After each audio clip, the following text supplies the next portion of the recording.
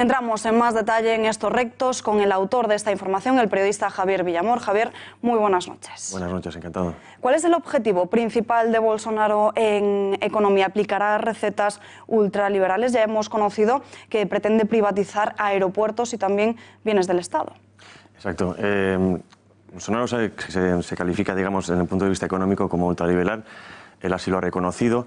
La privatización de los servicios básicos todavía está por ver. De momento, el planteamiento que tiene sobre todo es correos, pero eso son medidas que tiene que cuadrar en el Congreso, aunque tiene mayoría por ahora, aunque tenga mayoría en cuanto a legisladores, que todavía tiene minoría en cuanto a capacidad, aunque su partido sea más votado, no tienen en representación, no supera más del 10%. Entonces ahora mismo se va a centrar, en cuanto a su gobierno, se va a centrar sobre todo en medidas morales, en medidas políticas, digamos, que aplaudan la mayoría social. La economía es muy difícil, sobre todo porque el Partido de los Trabajadores, el partido marxista clásico, se va a oponer. Bien es cierto que la economía es uno de los temas principales. Hay que reconocer, según el Instituto de Estadística brasileño, ha reconocido que ahora mismo hay 34 millones de pobres de una población de 208 millones, es decir, el 11%, perdón. En los años 90 era el 34% y también hay 13 millones de parados. Eso va a ser complicado manejar, sobre todo, como también has comentado ahora mismo, que según los cálculos van a tardar 12 años en recuperar la economía hasta ahora. Tiene el apoyo por ahora mismo de Donald Trump. Si cualquier gobierno ahora mismo americano que tenga el respaldo del presidente Donald Trump es una carta de presentación muy positiva, sobre todo en el aspecto económico, y habrá que ver hasta dónde puede llegar. Las intenciones son buenas, eso hay que reconocerlo. Bolsonaro, digamos, es un político mesiánico, ha venido a cambiar las cosas, aunque él mismo no se reconoce como político tradicional, sino como una persona que ha venido a dar algún golpe en la mesa. Pero también hay que reconocer que tiene las manos atadas. Posiblemente sea más fácil cambiar otros aspectos como la seguridad, que es uno de los lobbies que más le apoyan, junto a los evangelistas y la industria agrícola. ¿En qué medida la victoria de Bolsonaro supone una tormenta política en Latinoamérica? Bien, si echamos un poquito la vista hacia atrás, en los años 90 se reúnen en la región sudamericana con el Foro de Sao Paulo todas las fuerzas políticas marxistas, socialistas, de izquierda, incluso indigenistas. A raíz de esas reuniones empezaron a ganar poder en todos los países, en este caso Bolivia, Venezuela. Precisamente Chávez es uno de los que se reunieron allí. El apuntalamiento aún más de la dictadura castrista se consiguió también durante esos años. De hecho, se supone que Raúl Castro, ahora mismo que no está Fidel ya muerto, sigue siendo uno de los líderes de estas ideologías. Y aunque muchos analistas pretendan mostrarnos a la extrema derecha, como se le quieren llamar, o a la derecha más, digamos, tradicional, porque había ausencia de esa derecha hasta ahora, como la causa de los problemas, yo creo que hay que entenderlo como la consecuencia de esos problemas. Estos son revulsivos, vienen a cambiar las cosas que hasta ahora eran imposible cambiar. El símil muy parecido que podamos entender es con el caso de Podemos, ¿no? De hecho, Podemos aplica políticas que se aprobaron en el Foro de Sao Paulo.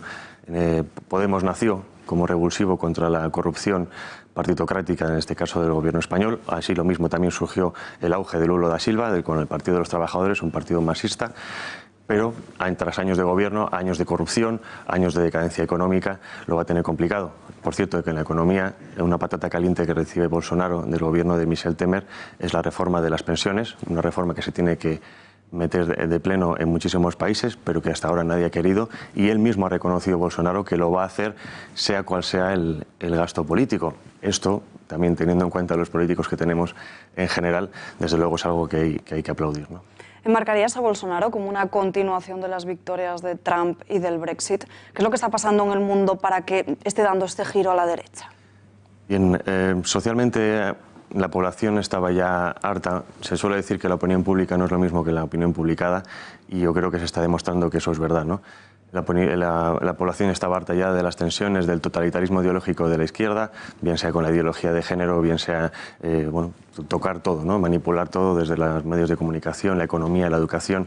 De hecho, una de las frases que posiblemente pasan en la historia de Bolsonaro en su primer día como presidente ha sido el de: voy a crear ciudadanos libres, no militantes políticos, ¿no? Además, de hecho, ahora estos apenas 10 días de gobierno en los que estamos ahora, de momento ya ha reducido 7 ministerios, ha pasado de 29 a 22 y ya ha expulsado a 300 funcionarios de gran carácter marxista. Es decir, él viene a poner las cosas en su sitio. Él no tiene una ideología clara, aunque se crea que su ideólogo con el que tiene mucha relación es Carvalho, un ideólogo muy semejante, digamos que la influencia que tiene puede ser, por ejemplo, Alexander Dugin con Rusia, que no influye directamente, pero cuyo presidente ha leído esas ideas, ¿no? Carvalho es un erudito, digamos, un intelectual de la derecha, que además viene del Partido Comunista, es decir, que conoce muy bien las técnicas que se están aplicando en otros países, y esta gente le está escuchando. Como tú bien has comentado, la victoria de Donald Trump ha significado una tormenta política en todo el mundo en general. Estos nuevos partidos que están llamando conservadores, pueden ser populismo de derechas, se han envalentonado con esa victoria. Se ha visto que, a pesar de lo que los medios de comunicación masivos, de lo que la población incluso en la calle diga, sobre todo los progresistas, la opinión es muy diferente y que la gente perdió el miedo. La gente perdió el miedo a decir basta ya, a creer, creo en la familia tradicional, o soy creyente, o precisamente todos los lobbies en Brasil más importantes, una de las fuerzas son las iglesias evangelistas, ¿no?, que han hecho carrera incluso por Bolsonaro. Y ya por último, Javier, te pido brevedad porque se nos está terminando el tiempo. Una de las medidas más polémicas de Bolsonaro quizás sea la de legalizar las armas y facilitar su compra. ¿Sería esta una medida que bajaría la alta tasa de criminalidad que padece Brasil? Bien, según el Foro de Seguridad brasileño, ahora mismo, en el 2017 hubo 63.880 asesinatos, eso suponen 175 al día. Es una auténtica sangría. Lo que quiere simplemente es, primero, fortalecer a la fuerza de seguridad, es decir, que en cualquier momento en que un criminal esté cometiendo o se vea que está cometiendo un crimen, puedan utilizar las armas si son necesarias, sin que haya después una persecución judicial, es decir, reforzar el papel de la policía, y luego quiere liberar el uso por la población. De hecho, durante el gobierno del Partido de los Trabajadores hubo un plebiscito en el que salió que el 80% de la población estaba a favor del uso de armas.